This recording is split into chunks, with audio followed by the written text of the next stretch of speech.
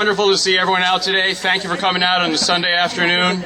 We lost one or two people to lesson planning and grading, but it's so great to see everyone out here today. You know, E3 is growing daily thanks to your hard work, building a teacher-led movement at the forefront of the conversations that are shaping the classrooms throughout the country and in New York City, shaping careers, elevating the profession.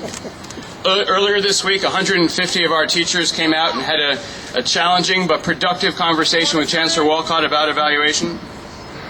And today we're going to call on him and the union to come together and come to a deal before the deadline. This week is a great example of how E4E teachers come together to learn, to network, and to take action. But it's important this conversation does not remain in this park. So please share the conversation on Twitter, share the conversation on Facebook, using the hashtag NYCEval. Share with your friends.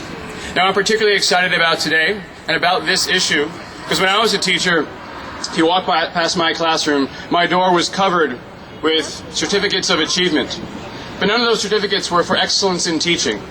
They weren't a reflection of how well I taught. They were a reflection of my attendance. Because when I was teaching, the only thing that my principal could do is evaluate how many times I was there in the month and whether or not I was hitting attendance goals. Because all they had was a system of S's and U's, and we're here to change that, to move away from S's and U's. Is that why you left teaching? I wanted to be an exceptional teacher, and there was an assistant to do it then. But there's so much.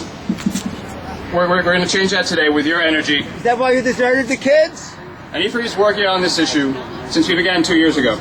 Last year, one of our teacher policy team leaders wrote a report, Beyond Satisfactory. One of those leaders you'll hear from today. The absence of meaningful feedback was one of the impetuses of starting E4E 2 years ago. And now you're going to hear from Evan Stone, the founder of E4E. Thank you guys for being here.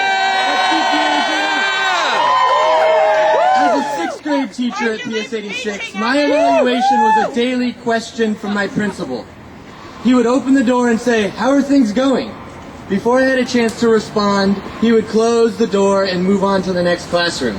This is not good enough for any of us. We started this organization so that your voices could be heard. After 2 years together, we've been calling for an end to a system of S's and U's.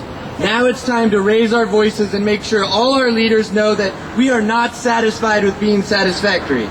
So, let me ask you now, are we satisfied with being satisfactory? No! Are we satisfied with being satisfactory? No! We are more than satisfactory. Let me hear you. We are more than satisfactory. We are more than satisfactory.